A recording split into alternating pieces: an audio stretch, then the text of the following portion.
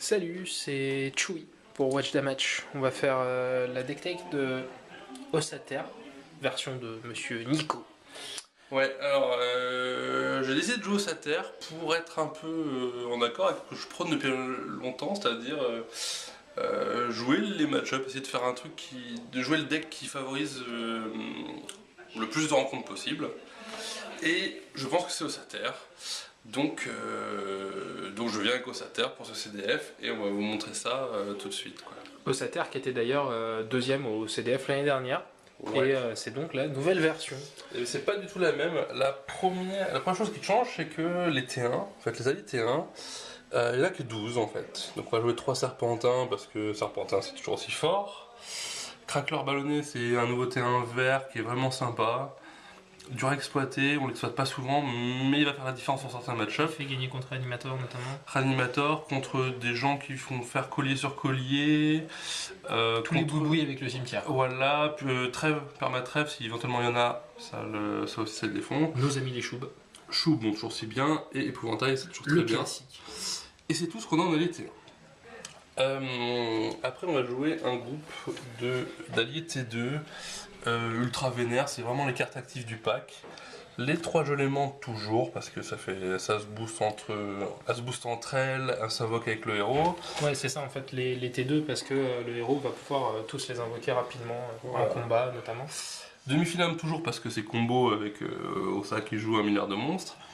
Les chasseurs archers parce que ça tue des ressources ou ça tue des bloqueurs, donc quand on les drop en combat c'est très fort. Les Black Wabbit, pareil, c'est génial pour virer un bloqueur ou n'importe quelle bête qui nous embête un peu. Et les nouveaux. Les craqueurs de Damaï, les nouveaux craqueurs de La carte Damaï la plus chère de l'extension. qui vont être vraiment très très bien, qui vont nous permettre de passer un Mehman éventuellement, qui vont nous permettre d'anticiper des cartes, même parce qu'on a le droit de nommer des cartes qui sont pas en jeu, donc un Incarnam éventuellement, Venom Scorbut. Venom Scorbut c'est très très bien parce que quand on pose notre craqueur légendaire, on est content que l'autre ait pas beaucoup de solutions. Dictateur Crocker aussi.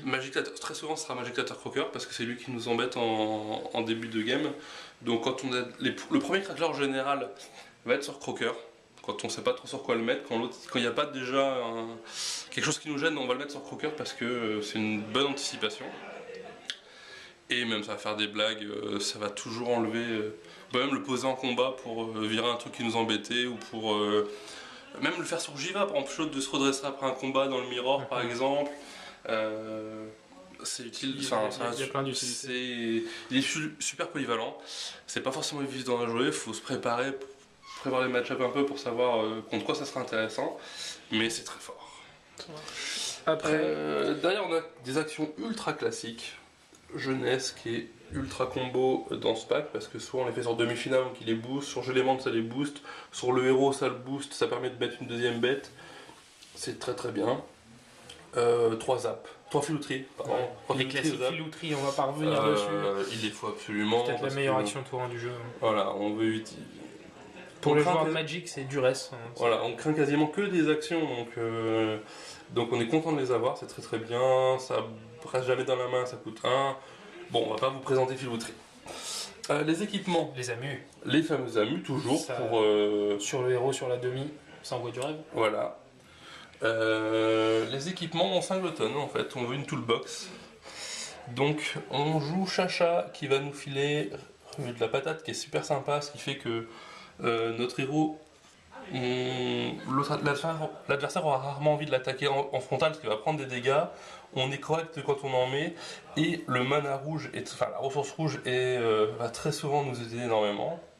L'aiguille, level 1 de force qui peut aller tuer une bête, ça peut régulièrement faire la différence. Ça peut aussi faire gagner en cas de double kill héros contre héros. Mais une ça suffit. Anneau du rat noir, 1+1 et géant au besoin. Venin, bon on ne présente plus le venin non plus. Les pantoufles pour passer par-dessus les pantoufles c'est très sympa. Et feu d'Ala éventuellement pour contre Mehman ou Tirlang parce que Tirlang met vite des pains vu qu'elle aussi a joué avec masse d'étapes. Et c'est aussi bien contre nos mécopes, full d'étapes, voilà. Ça évite de mourir. Ensuite, les one-off, les one-shot. Pas mal de cartes comme ça en un exemplaire qui sont quasiment chacune des plans elles toutes seules. Ogiva, on va pas la présenter, ça permet d'aller mettre des pains et de rentrer derrière. Surtout que nous on a des choses sympas, genre les gelées ou les demi, quand t'as 5 lignes font des trucs, donc on est content de la récupérer derrière. Déluge, vu qu'on repart vite, ça fait toujours un plan B quand on n'est pas bien, qu'on te contrôle ou quoi. Et des fois qu'on est déjà cassé le sac, en général c'est une fin de partie. Hein. Voilà, donc déluge c'est très souvent très bien. Comme le Goultard d'ailleurs. Le Goultard c'est la même chose, un peu moins bien, mais ça permet d'en avoir 2, donc c'est très sympa. Le craqueur légendaire, bon, pareil, on va pas épiloguer dessus, c'est très fort. Quand on le pose en jeu, on a souvent gagné, parce que soit l'autre peut plus rien faire, soit on lui a volé un tour, parce qu'il va mettre un tour entier à s'en débarrasser, et si on laisse un tour à Ossa, en général, c'est pas du bien derrière. C'est la fin des haricots. Île de Moon, agilité à tous nos alliés qui de base l'ont pas. C'est pareil, c'est un plan tout seul, ça peut kill tout seul vraiment, c'est très très fort. Et la dernière Razad. La dernière Razad qui va littéralement voler des parties où l'autre pensait avoir son sac safe, il va le perdre en un tour. Il a laissé son héros dans le monde en pensant qu'on n'aurait pas la sauce. Il va avoir la surprise que si, il va mourir. C'est très très fort. Ça remplace des tons tout seul en fait, parce qu'on sert de nos bêtes habituelles pour aller mettre des énormes pains.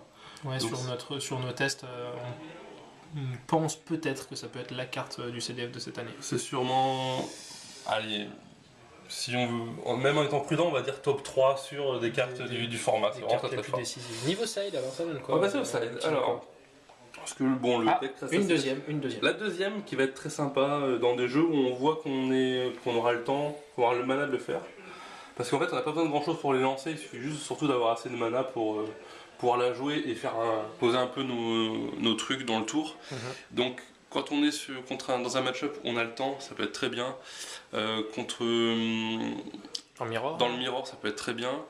Contre solo, ça peut être très bien parce que régulièrement, il va tenter des choses qui vont être un peu all-in contre ça parce que il va se dire bah j'attaque, je pète le sac. Il va prendre le risque de se prendre un contre. Il attend pas forcément un dernier Razad et donc on est content d'en avoir 2 pour optimiser les chances de lui voler la partie tout de suite. Après. Les feuilles d'automne. Contre XP, hein, ça y a classique. pas de... On a essayé Jean sur le pâtre. Feuille, ça a l'air vraiment mieux. Voilà. Ouais. Les potions. Alors, les potions, c'est très très fort dans le format. C'est bien, surtout contre solo. Ça le fait perdre tout seul. C'est bien contre des decks qui boubouitent un peu, notamment des decks qui voudraient s'amuser avec des colliers durs à blanc pour jouer des trucs en récursif. Ça les empêche de les rejouer ça leur fait vraiment très mal de ne pas pouvoir jouer de bijoux pendant un tour. Potions vraiment très très bien. Dès qu'un deck joue un peu de stuff, on va aimer les avoir. Embuscade, c'est très fort, notamment contre contrôle parce qu'on n'aime pas prendre des démons 6, on n'aime pas prendre des maîtres corbac. Éventuellement dans le mirror, mais c'est difficile à sider. Pourquoi pas. Et le Glootover. Le Glootover. Alors le Glootover, je sais que je vais me faire tonne parce que j'ai dit que c'était mauvais dans Ossa. Je maintiens que c'est très mauvais de base parce que ça rentre pas. Le deck a une curve, on a dit, qui est vraiment pas terrible du tout. Ouais, si on regarde comme ça, la curve est vraiment dégueulasse. Hein. Si vous regardez le milieu là qui est tout à 2 et juste un tout petit peu de tour 1. Donc je maintiens que c'est une très très mauvaise idée de base, mais pour le mirror, ça fait de la magie en fait. Parce que ça mange toutes les bêtes adverses. Voilà. Et au besoin, c'est combo avec nos jeunesses, etc. Donc, dans le mirror, c'est vraiment top. Ça marche. Je vais pas expliquer en détail ce qu'on a enlevé, mais en général, ce sera les Black Hobbits qui vont dégager, parce que du fait qu'ils sont bleus, c'est souvent eux qui gênent un peu la main. Qui nous gênent un peu le plus. Ça marche. Donc, et du coup, est-ce que tu as un mauvais match-up avec ce pack? Il n'y a pas de vrai mauvais match-up. C'est ça qui est bien. C'est quoi ton meilleur match-up peut-être? Est-ce que tu as un meilleur match-up avec ça? Ils sont globalement tous pas mal. Un qui est vraiment au-dessus des autres, j'ai pas l'impression. Étrangement, ce qui va être le plus mauvais, enfin entre guillemets, c'est peut-être Feka mise en garde. Un deck que j'ai pas mal critiqué et je pense toujours que c'est pas bien et qu'il n'y en aura pas beaucoup. Mais du fait qu'on a cette curve pas terrible, on est très dépendant de notre pouvoir du héros tour 1. Et contre Feka, jamais on prendra le risque de le faire. Parce qu'on sait que le pack joue des mises en garde, éventuellement des EC, donc c'est le pack qui a des contres. C'est le seul qu'on est sûr qu'il en est. Je pense que contre Iron, pareil, je joue pas forcément... Contre le Xelor donc? Ouais, parce que je pense que Iron joue des effets critiques. Ouais. Mais du coup, ouais, c'est assez équilibré comme ça. Mais il n'y a pas vraiment de c'est ce qui fait sa force. Voilà. Avec le TOS, c'est vraiment bien contre tout. Ouais, t'as quasiment gagné à Et chaque sans fois. le TOS, entre Déluge, Dernière Azad, le Goultard, etc., on peut s'en sortir, quoi. Donc on peut récupérer les parties sans le TOS et du coup faire des très bons résultats comme ça. Et, euh, et on verra demain, parce que là c'était la petite preview. C'était la petite preview histoire de voir ça. Et Pour puis, vous montrer le pack. Bon, on vous donnera des nouvelles de toute façon, on vous dira ce que ça fait, histoire de voir quoi. et puis voilà, on vous racontera un peu ça. Petit mot pour la fin. Non, c'est tout. Merci, bisous.